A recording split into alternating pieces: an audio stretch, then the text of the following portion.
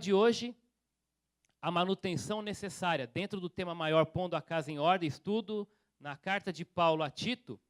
E esse subtema, né, manutenção. Toda casa precisa de manutenção, não é verdade?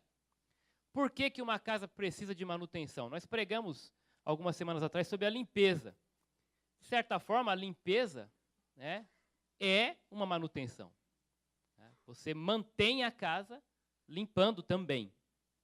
Agora, a manutenção, muitas vezes, ela pode ser leve, outras vezes precisa de uma manutenção um pouco mais pesada. Quando algumas coisas quebram, né, quando tem que trocar alguma coisa.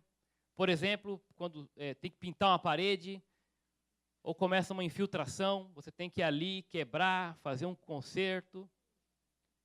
Manutenção do jardim, para quem mora em casa. E mesmo se você mora num condomínio, e o seu condomínio precisa, você paga ali na taxa, né, do seu condomínio, tem ali, está previsto a manutenção de todo o condomínio, desde o jardim, a piscina, né, a parte de instalação e tudo mais. A manutenção é necessária. Se nós não fizermos manutenção, nós vamos ter problemas sérios e lá na frente, pensando na casa, pode ser até que nem consigamos mais morar nela. A casa cai, né? Isso pode acontecer literalmente.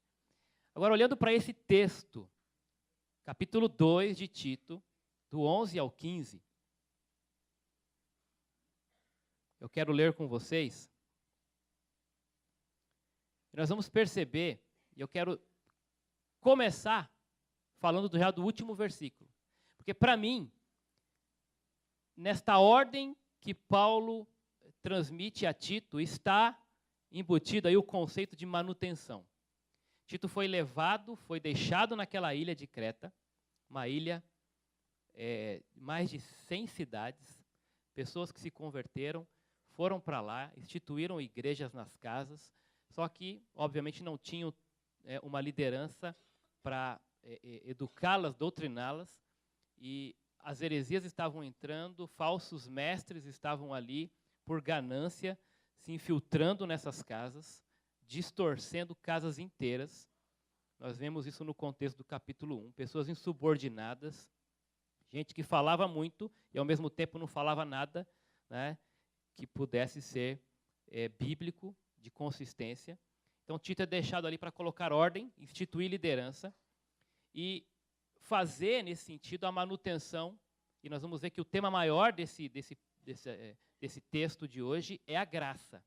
A graça de Deus. A graça de Deus que mantém, a graça de Deus que alcança, que mantém, a graça de Deus que é o começo e o fim. E aqui ele vai dizer para Tito, fala essas coisas. Vamos ver que coisas são essas. Mas essas coisas que vão colocar ordem, que vão ajudar a manter saudável a igreja, esses irmãos ali.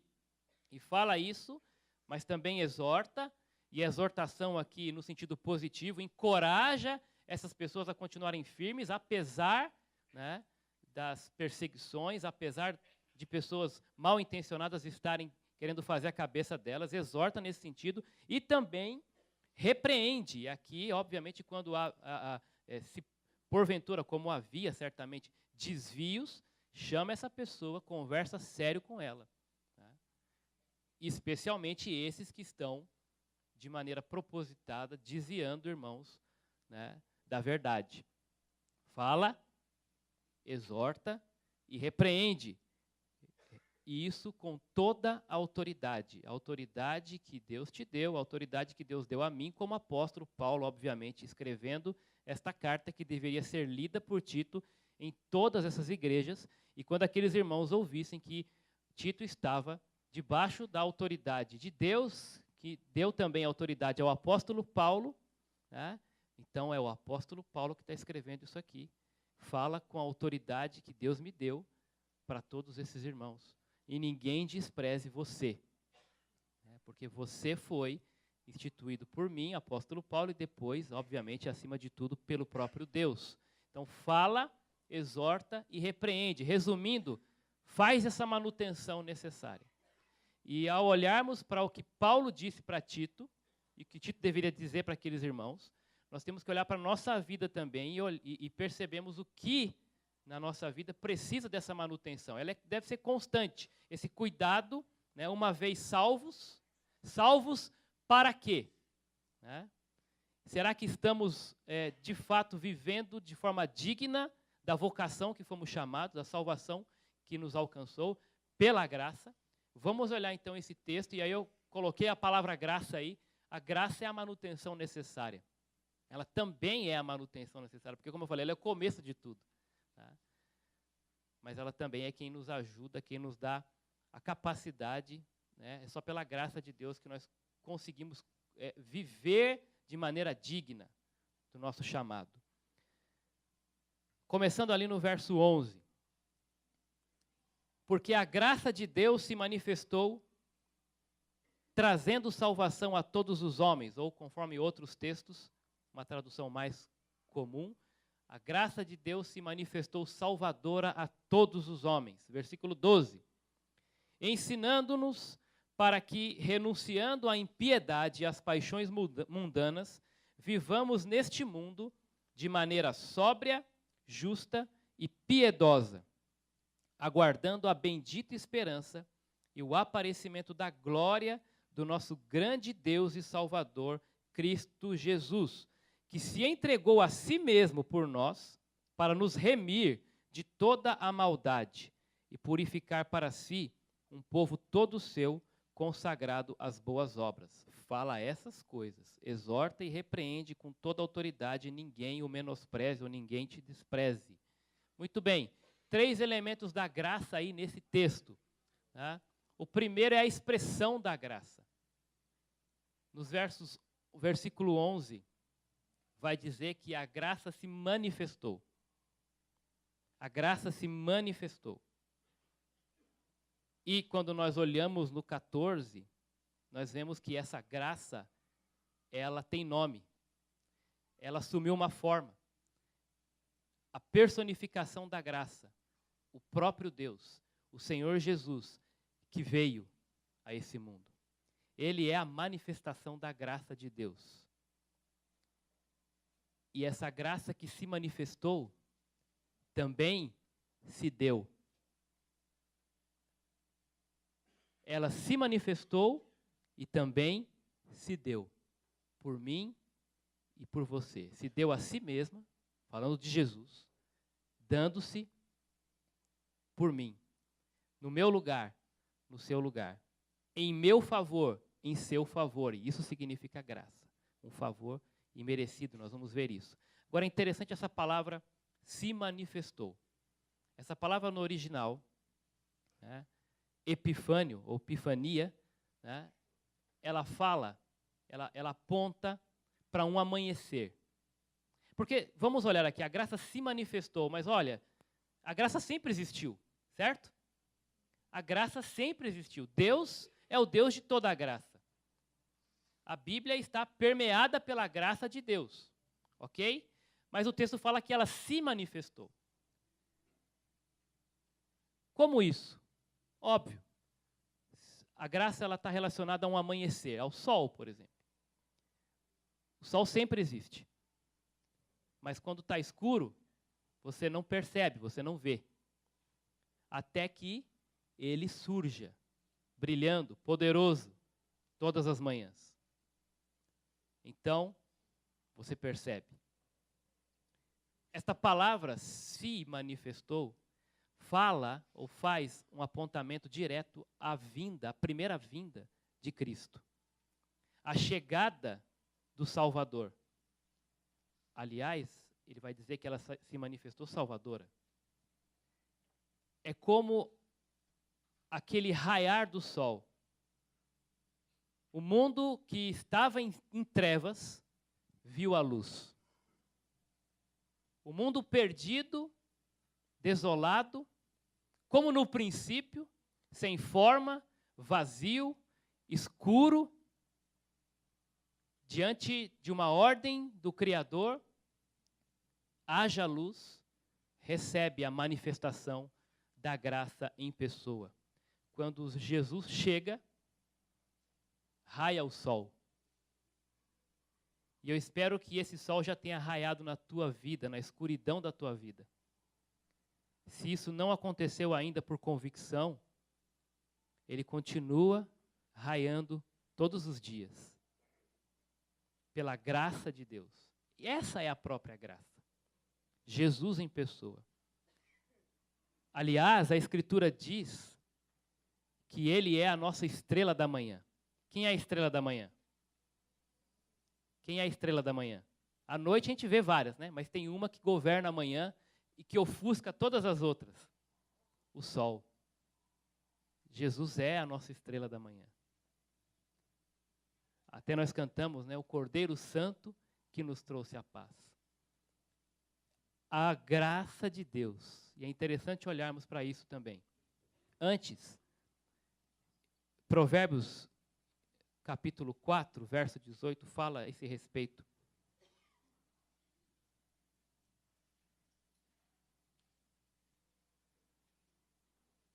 Só lembrando os irmãos que o pastor Edgar hoje está pregando na igreja em Itapecerica, na Ibris, tá bom? Por isso não está conosco aqui.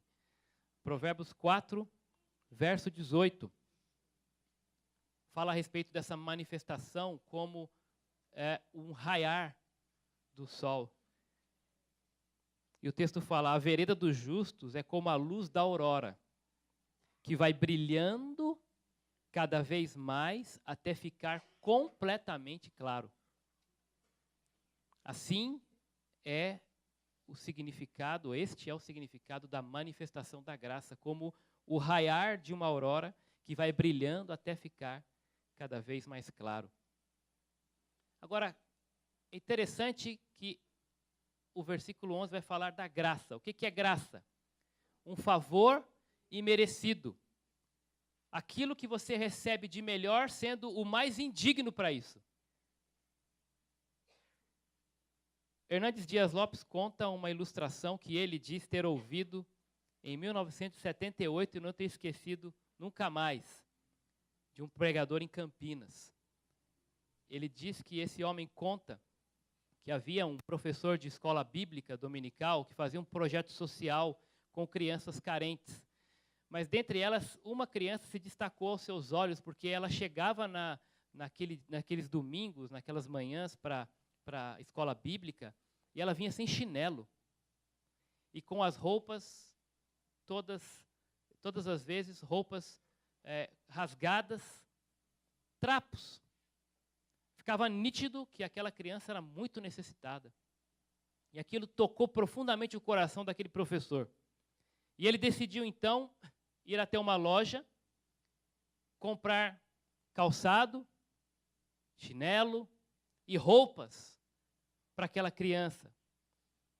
E ele foi, então, até o local que haviam dito que morava aquela criança, numa comunidade carente. Subindo então as ladeiras da comunidade com aquela sacola. Enquanto subia, conta-se que então veio uma pedra na cabeça dele. Levou uma pedrada. Alguém lançou uma pedra. E aquele homem então atingido, sangrando, caiu no chão e foi socorrido. Foi levado ao hospital. Ali foi tratado o seu ferimento. Depois que ele se recuperou dessa pancada, ele voltou na mesma loja, comprou de novo outro calçado, outras roupas, e foi novamente levar à casa daquele menino. E aí ele conseguiu encontrar, e quando chega ali, a porta fechada, meio silencioso, ele bate na porta. Então sai o pai da criança, e aí ele fala, bom dia, se apresenta, e diz, olha, eu vim aqui para trazer um pouco de roupa, calçado, para o seu filho. E o pai, então, todo constrangido, envergonhado, ele fala, não posso aceitar isso. Mas como não pode aceitar? Não posso aceitar, porque, você quer saber de uma coisa? O menino que tacou a pedra em você foi meu filho. Foi ele que jogou aquela pedra em você. Ele não merece esses presentes. E aí aquele rapaz, muito convicto, ele diz assim para o pai, de fato, ele não merece, mas ele precisa. Ele não merece, mas ele precisa. Isso é a graça. Essa é a graça de Deus. Eu e você não merecíamos, não merecemos, nunca mereceremos, mas nós precisamos. Deus sabia disso. Deus sabe disso. Deus conhece o nosso coração. Deus sabe da nossa podridão, do pecado que habita no ser humano. Ele não merece a graça, mas ele precisa. Por isso, ela se manifestou. Favor imerecido. Eu não mereço, mas eu preciso. A graça é de Deus. Esse favor vem direto do Pai. Graça de Deus, que vem de Deus. A graça que é o próprio Deus manifestado entre nós. E é interessante perceber que essa graça que veio, essa graça que se deu, ela continua em nós através do Espírito Santo. Porque somente pela graça nós conseguimos viver uma vida santa. Ou, como diz o texto, né, sensata, justa e piedosa. Eu não anotei aí, mas tem uma referência. O autor de Hebreus, no capítulo 10, verso 29, ele chama o Espírito Santo de Espírito da graça. Por que isso? Jesus, quando esteve entre nós, ele disse aos seus discípulos, eu vou, mas eu vou deixar com vocês um consolador. Em outras palavras, eu continuarei convosco todos os dias. Como? Através do Espírito. O Espírito da graça. A graça que te alcançou, a graça que se manifestou, a graça que se deu, ela continua contigo, continua conosco e continuará até o final dos tempos. Eu mereço isso? Mas eu preciso. Você precisa do Espírito Santo? Precisa. Isso é graça. Porque sem Ele, você não pode fazer nada. Ela vem de Deus. E ela é salvadora. Salvadora. Ela veio com esse propósito. Propósito de nos salvar. Propósito de nos limpar. De nos libertar. E interessante essas três, vamos dizer assim, fases ou, né, esses três aspectos da graça salvadora. Primeiro, ela nos libertou do quê? Já nos libertou definitivamente da penalidade do pecado. Justificação. O que fala Romanos 8:1? Já não há condenação para os que estão em Cristo. Logo, já ouviu aquele papo? Ah, mas a Bíblia diz que um dia todo mundo vai ser julgado. É verdade? É. Claro. Uma linguagem, né, judicial, todos vão passar pelo julgamento. Agora, o que é isso? Para os cristãos, para aqueles que estão em Cristo, os cristãos, para aqueles que estão em Cristo, neste julgamento, não haverá condenação. Porque uma pessoa é julgada, mas o fato dela ser julgada não significa necessariamente que ela será condenada. Ok? Ok? Tem dois lados, né? Ela pode ser absolvida, ela pode ser condenada. E o texto que nos consola e nos anima é um texto gracioso, Romanos 8:1, porque eu merecia condenação. Certo? Mas alguém se fez condenação no meu lugar. Isso é graça. Um favor imerecido. E o texto diz, agora já não há mais condenação para os que estão em Cristo. A graça nos libertou da penalidade, ou seja, da condenação. Isso se chama, na linguagem teológica, justificação. Ele pagou o preço no meu, no seu lugar. Ele nos tornou ele nos tornou limpos, ele nos tornou, ele nos fez absolvidos, ele justificou. A graça nos libertou da penalidade e ela nos liberta dia após dia, né? Pela graça nós temos a condição de sermos libertos do poder do pecado, do domínio do pecado. Romanos 6,14, o que diz lá? O pecado não mais terá domínio sobre vocês. Eu não estou acreditando nesse pastor, não. Vamos lá, então. Romanos 6,14. Pois o pecado não terá domínio sobre vós. Por que não terá mais domínio sobre vós? Porque vocês não estão mais debaixo da lei, mas agora debaixo da... Então a graça nos liberta do poder, do domínio do pecado. Uma vez ela já nos libertou, de uma vez por todas, da pena do pecado, não há mais condenação.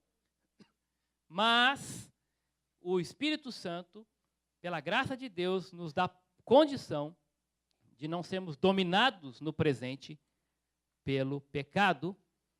E quando o pecado vem, nós podemos e temos a condição pelo Espírito, pela graça, pelo sangue de Jesus, de confessarmos e sermos perdoados. Isso na teologia chama-se santificação. A condição que Deus nos dá pela graça de sermos libertos do poder, do domínio do pecado, dia após dia. E a graça nos libertará. Ela nos libertou da penalidade, nos liberta do poder, e um dia, porque o pecado ainda está em nós, está entre nós, não nos domina mais, não deveria ser assim, mas um dia não haverá mais pecado. Um dia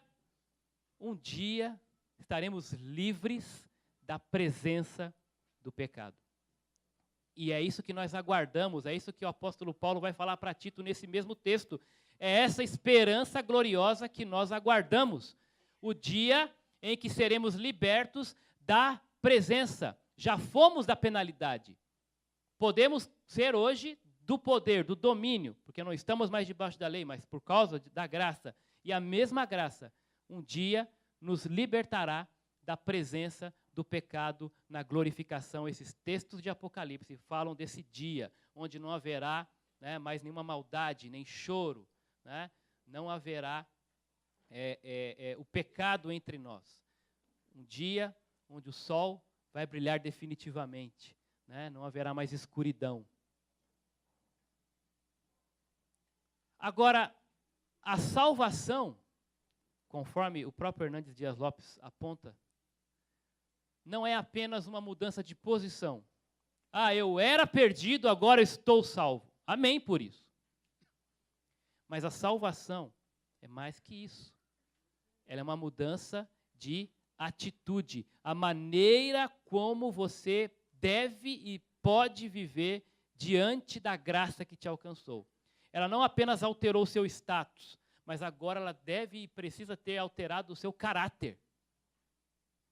Você estava perdido, agora você está salvo. Está e estará. Mas você deve agora viver como salvo. Viver como salvo. Porque o verso 14 diz que ele mesmo, né, se entregou para quê? Para quê? Para preparar, né, para ele mesmo um povo. Que povo? Que povo? Remir para si mesmo de toda a maldade e purificar para si um povo todo seu, zeloso. E essa palavra zeloso é interessante, porque ela fala de alguém que é entusiasmado, apaixonado por algo. E aí o texto fala que você foi salvo pela graça e ele mesmo se entregou para purificar para si um povo zeloso de boas obras. Então é um povo exclusivo, é um povo puro, né? Jesus salvou um povo de propriedade particular, então você é particular e puro. Ele preparou para isso. Para quê? Para que você fosse apaixonado, entusiasmado por boas obras. Está entendendo que a salvação veio antes? Você não foi salvo pelas obras. Você foi salvo para as obras. Jesus preparou você, te deu capacidade, condição, te deixou nos trinques, 0 bala, para que você pudesse se entusiasmar para expandir o reino, para refletir a imagem dele, para representar o nome dele, para reproduzir, né, a glória do Senhor na terra, com a sua vida ilustrando, mostrando a vida do próprio Cristo. Zeloso, apaixonado, entusiasmado por boas obras. Alguém que não vê a hora de glorificar o nome de Deus por meio da sua vida. Que vive para isso, vive em função disso. Não mais eu, mas Cristo em mim. Isso é uma pessoa zelosa por boas obras. Que tem entusiasmo por isso. Um povo zeloso de boas obras. Agora, interessante aqui, muita coisa se fala, né, e coisas polêmicas em cima desse texto. A graça de Deus se manifestou salvadora a todos os homens. E aqui, de novo, concordando com o que disse Hernandes Dias Lopes, ela não é uma salvação sem exceção. Ela é, sim, sem acepção. Todos os homens aqui, não significa que todo mundo vai ser salvo. Tá? Ela não fala de quantidade aqui, está falando de qualidade, tipo. Até porque, se você olhar no contexto imediato, mensagem da semana passada,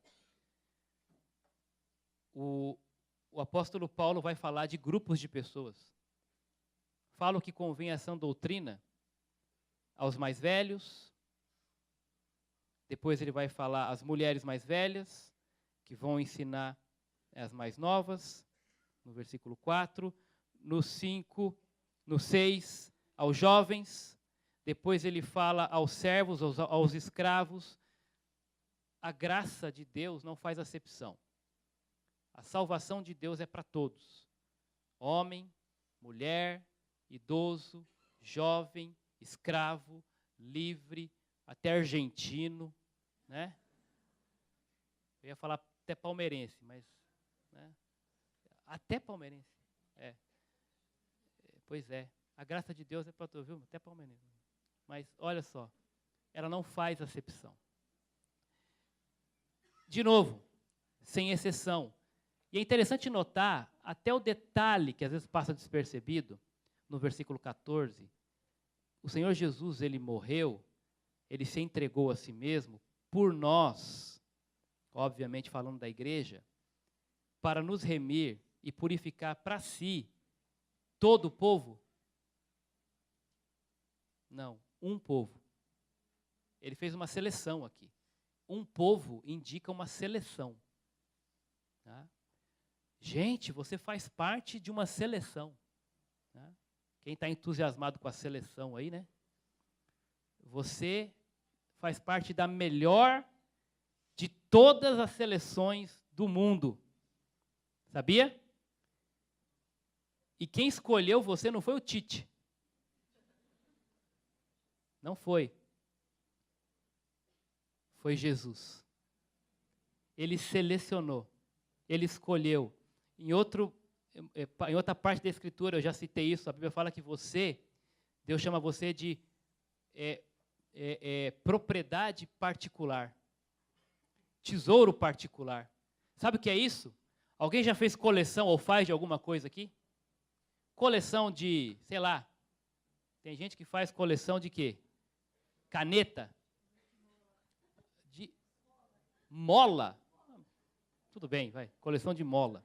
Tá.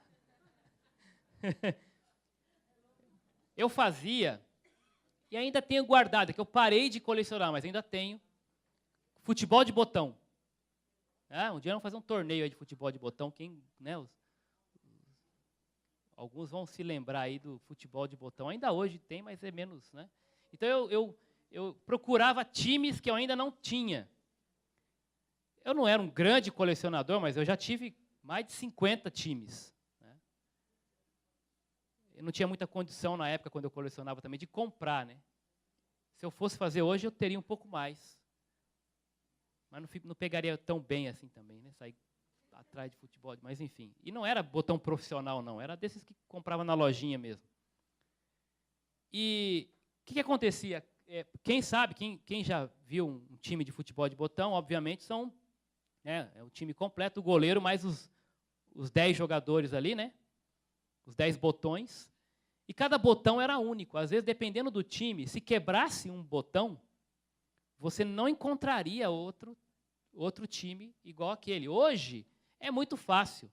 Na internet, você baixa o arquivo, eu já fiz isso, imprime no papel de foto, recorta, cola, bota um contact por cima para não riscar o desenho, lá, a impressão. Está feito o botão, dá para vender.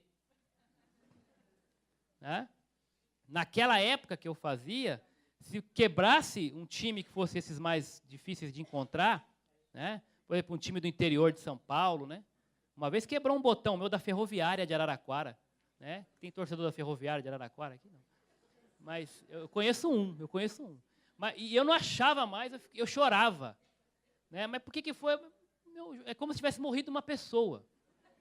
Morreu o jogador lá, tal. Quebrou. Né? Tentava remendar, mas não tinha jeito. Já era. Gente, a Bíblia fala que você é como esse botão da Ferroviária. Se você quebrar, não tem outro igual. Não tem. Você é único. E Deus escolheu você para fazer parte da caixinha dele de coleção. Entende isso? Isso é graça. Isso é graça. Você não merecia, mas ele separou você. Meu botão. Especial. Igual esse não tem igual. Até rimou. Né? Essa graça, outro aspecto dela, primeiro a expressão da graça, né? A graça que vem de Deus, a graça que é salvadora e é a todos os homens. E agora, a educação da graça. O versículo 12 vai falar que ela nos educa, ela nos ensina. Né? A quê? 2 aspectos.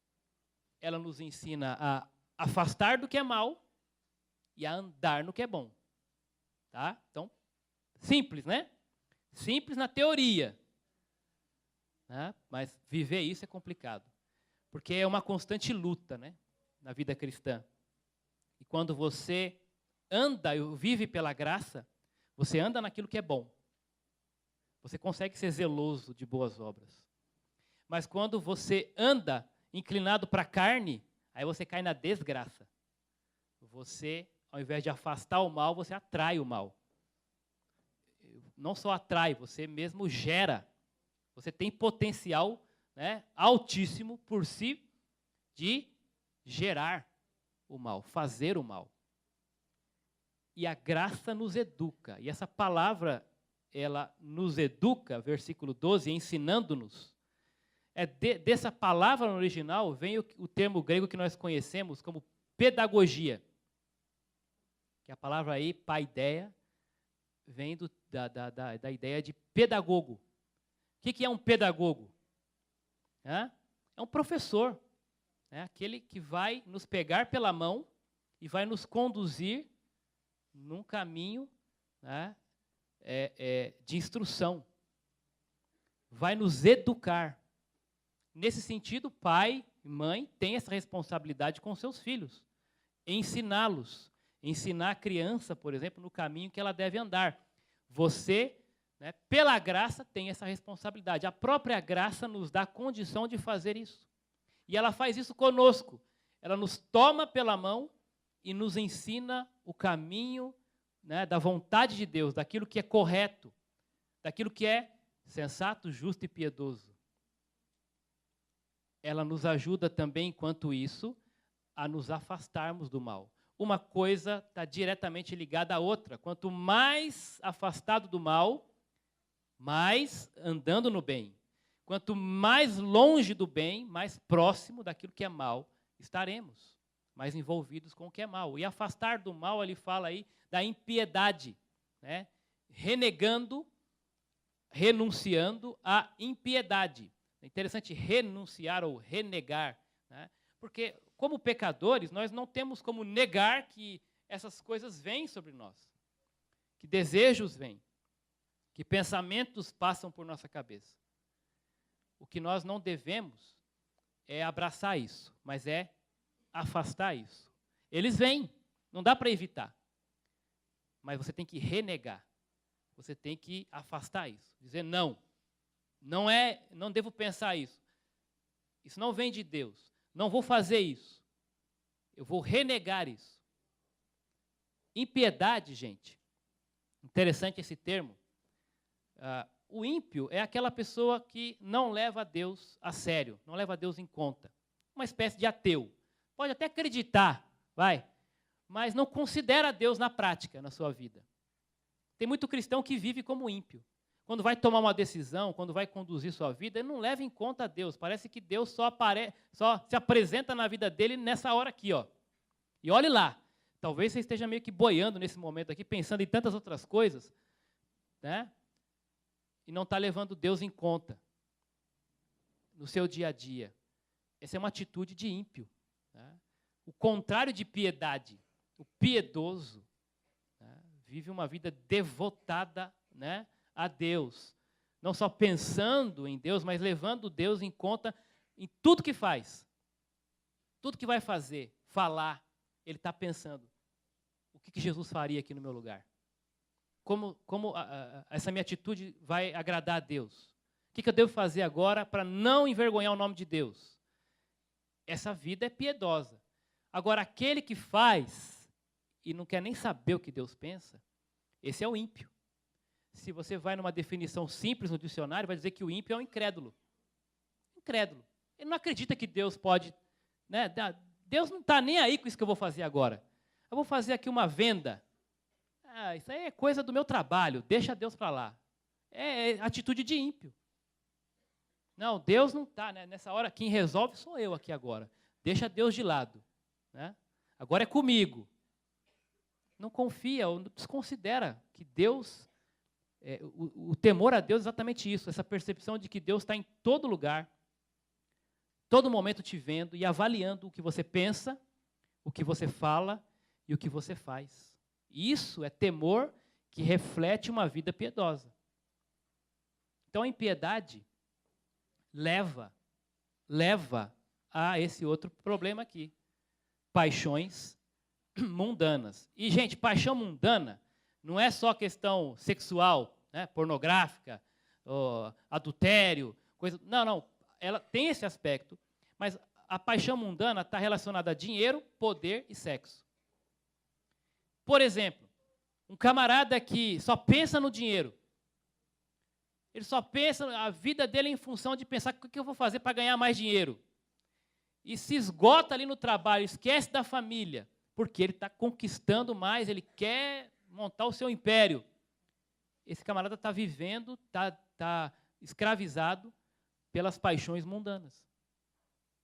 Alguém que tem uma soberba, tem aquele orgulho, quer ser reconhecido, quer ser uma pessoa sempre em destaque, quer aparecer, coração altivo, está escravizado por paixão mundana. Tanto quanto aqueles depravados, né, que se prostituem, que adulteram, enfim. Paixões mundanas, aqueles que são ímpios ou vivem numa vida nesse estilo de impiedade, já estão desconsiderando Deus, obviamente, por desconsiderar Deus, vão ser atraídos, porque eu vou ser escravo de um ou de outro, não tem jeito, né? Ou eu sirvo a Deus, ou eu sirvo as paixões que guerreiam aqui no meu coração. Então não tem essa. eu sou completamente livre. Não existe isso. Ou você está submetido ao senhorio de Cristo, ou você está servindo a outro senhor, que a Bíblia chama, né, sua carne, né, ou o mundo e o diabo. Se você desconsiderou Deus, está vivendo como ímpio, provavelmente, certamente, você estará inclinado a alguma dessas paixões mundanas. E a graça, ela é educadora nesse sentido. Ela nos ensina a renegar a impiedade, considerar Deus e assim, então, também, da mesma forma, renegar as paixões mundanas. Saber dizer não, ter capacidade de Deus para dizer não para essas coisas. Eu, no fundo, até, né, não nego que há um desejo, mas a graça de Deus me ensinou, me educou a dizer não. Aqui eu paro. Não vou testar. É não. Ela também, uma vez que nos educa, nos ensina a afastar, ela também nos ensina a andar naquilo que é bom, de maneira sensata, justa e piedosa. As três relações do homem. Sensata está relacionada à maneira como eu vivo comigo mesmo. A sensatez é aquela pessoa equilibrada. É aquele estilo de vida coerente. Vive o que fala. Né? Maneira sensata é como você se apresenta, né, no sentido do seu caráter. Você não é duas caras. Você é um cristão, se apresenta como cristão mesmo quando ninguém está vendo. Justo, seu relacionamento com os outros. Você é honesto. A justiça, você não quer levar nada que não seja seu. Você não quer passar a perna nos outros. Você tem uma relação com os outros que os outros percebem que podem confiar em você. Podem entregar nas suas mãos que você vai honrar aquilo que foi colocado para fazer. E, piedosamente, o seu relacionamento com Deus. O contrário do ímpio, como eu falei, que não leva Deus em conta, o piedoso em tudo que vai fazer, nos seus pensamentos, nas suas palavras, ele considera o que Deus pede para ele fazer. O que Deus faria no meu lugar? Jesus faria se fosse eu aqui agora? Né? O que ele diria? Será que ele faria? Será que ele não faria? A palavra de Deus me orienta e eu vou buscar na palavra de Deus porque eu tenho essa expectativa, né, que a graça me concedeu e esse desejo, eu sou fascinado nesse sentido positivo de zelar por boas obras. E isso agrada a Deus. É a vida piedosa. Eu vivo de acordo com a vontade de Deus, com as regras da palavra de Deus. Tenho prazer nisso. E o último ponto, então nós temos a expressão da graça, a educação da graça e a expectativa da graça. Para que tudo isso? Nós aguardamos, o versículo 13 vai falar, uma bendita esperança que nós temos, conduzidos por esse pedagogo, por essa pedagoga que é a graça, esse professor, essa professora, ela quer nos levar para um lugar, né, um ponto de chegada. Nós aguardamos, é difícil a caminhada. O ensino não é fácil de ser aprendido. Mas um dia, a nossa esperança, a expectativa dessa graça é nos entregar na glória. Quando Ele, aquele que, a própria manifestação da graça, quando Ele voltar. Na primeira vinda, a graça manifestada em Cristo. Na segunda vinda, o mesmo Cristo se manifestando, agora em glória. A graça desemboca na glória. A graça desemboca na glória. E aí eu tomei a liberdade e fiz o inverso dessa moeda aí. A rejeição desemboca na ruína. Não tem outro caminho. Ou você está na graça, ou você vive pela graça, ou você foi alcançado pela graça, e aí o que te espera é a glória na volta de Cristo. Bem-vindo, entra no gozo do teu Senhor, servo bom, fiel, corpo glorificado, transformados, a sua semelhança novamente restaurada em nós. Ou você vive na desgraça, na rejeição disso tudo, e o que te espera, o lugar onde isso vai desaguar, também com o retorno do rei, mas agora dizendo para você, afasta-se de mim, eu nunca vos conheci. A ruína, o que a Bíblia chama de segunda morte.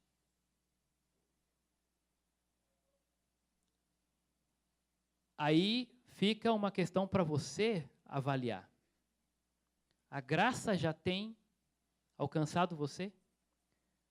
Será que Deus tem falado ao seu coração? Você poderia dizer, pastor, hoje eu posso agradecer ao Senhor, posso dar um amém, porque eu sei onde vai desembocar a minha vida.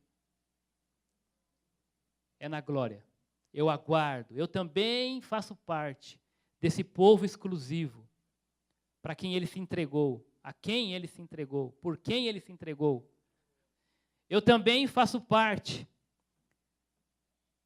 desse povo purificado, que pertence ao Senhor Jesus pela graça, consagrado ou zeloso de boas obras, e aguardo esperançosamente, na expectativa da revelação de Cristo, na sua segunda vinda. Eu também aguardo essa glória. Enquanto isso, Ele me dá, pela graça, a condição de viver uma vida sensata, justa e piedosa. Ou então você vai dizer nessa manhã, pastor, eu não tenho essa certeza ainda, mas Deus tem falado comigo aqui. E eu quero, hoje, fazer parte desse povo exclusivo de Deus. Eu quero reconhecer que a minha vida não pode mais ser vivida no meu próprio mérito, nos meus próprios esforços. Eu quero reconhecer quem eu sou diante de Deus como ser humano pecador, perdido, incapaz de agradar a Deus com a minha própria força. Eu quero me entregar à graça. Não quero rejeitá-lo, eu quero me entregar à graça hoje. E dizer, Senhor, muito obrigado, porque eu mesmo não merecia, mas o Senhor sabia e eu sei hoje que eu preciso de Ti. Preciso da Tua graça. Nós não cantamos aqui o inário, né, de cânticos, mas tem uma música conhecida por muitos aqui, desse inário, não é o cantor cristão, número 193, maravilhosa graça, graça de Deus sem par. Como poder cantá-la? Como hei de começar? Ela me dá certeza e vivo com firmeza pela maravilhosa graça de Jesus. Graça, que maravilhosa graça. É imensurável e sem fim. É maravilhosa, é tão grandiosa, é suficiente para mim. É maior que a minha iniquidade, é a revelação do amor do Pai. O nome de Jesus engrandecei e a Deus louvai. Essa é a graça, um pedacinho aqui, né, desse hino maravilhoso, maravilhosa graça. Vamos falar juntos para terminar os 3 elementos da graça? A expressão da graça, a educação da graça e a expectativa da graça. Vamos orar? Obrigado, Senhor, por tão maravilhosa graça que nos alcançou. Ela é o começo de tudo. Ela se manifestou salvadora. E obrigado porque eu fui alvo dessa graça. Eu sou alvo da graça porque ela também me conduz como um professor, me ajudando a fazer essa manutenção dessa casa, que é o templo do Espírito Santo. É a minha vida. Obrigado, Jesus, porque pela graça eu tenho essa capacidade, esse poder de dizer não para o pecado. Obrigado porque essa graça também me faz olhar para frente, aguardando com expectativa o dia glorioso em que o pecado definitivamente será afastado da minha presença. E aí eternamente estarei com o semelhante, o corpo glorificado como o Senhor nos céus. Enquanto isso, obrigado, porque a graça, ela me conduz. A graça me sustenta. Falo aos corações dos meus irmãos aqui nessa manhã, que eles possam honrar, que eles possam ser zelosos de boas obras, entendendo que maravilhosa graça nos alcançou. E ela que nos faz negar a impiedade, renegar as paixões mundanas e viver uma vida de modo sensato, justamente e piedosamente. Nos ajuda, Pai. Tenha misericórdia. Agradecemos em nome de Jesus. Amém.